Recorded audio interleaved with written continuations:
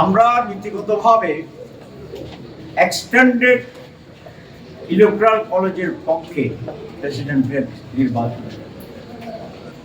এটা মূলত প্রেসিডেন্ট নির্বাচন সেটার উপরে। আপনারা জানেন যে বিদ্যমান হচ্ছে পার্লামেন্টের সদস্যদের প্রত্যক্ষ ভোটের মাধ্যমে প্রেসিডেন্ট নির্বাচন হয়।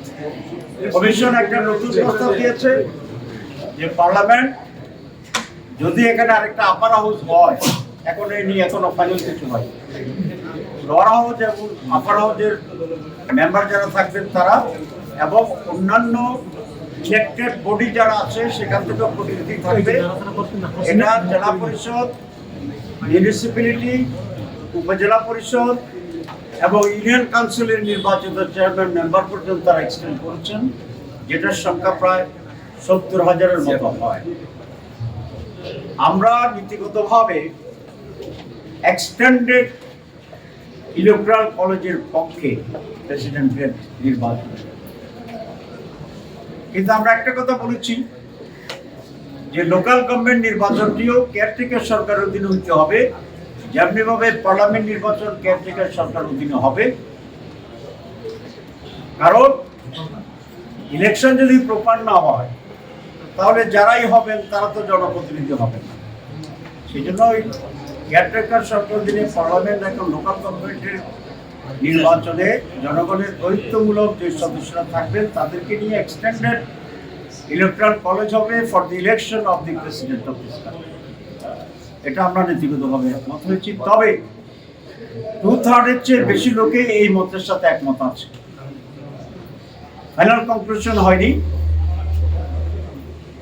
আর আমরা বলেছি যে আমরা এখানে খুব শক্ত অবস্থানে নেই।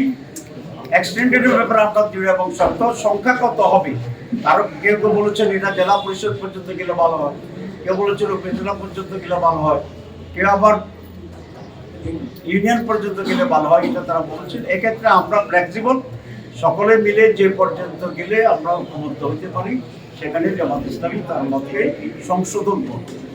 আমরা এখানে অত্যন্ত ফ্লেক্সিবল। আর একটা বিষয়ে প্রায় সকলেই আমরা একমত হয়েছি যে ইলেকশনটা হবে গোপন ব্যালট।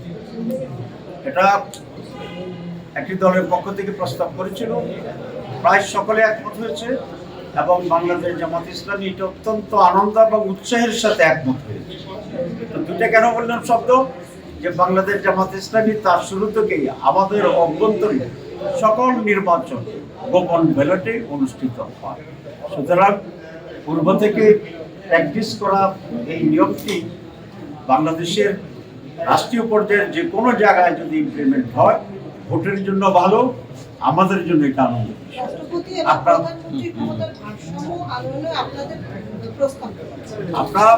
আপনার রাষ্ট্রপতি এবং প্রধানমন্ত্রীর ক্ষমতার ভারসাম্য চাই, এই এজেন্ডাটি আমাদের প্রস্তাবের ভিতরে আছে।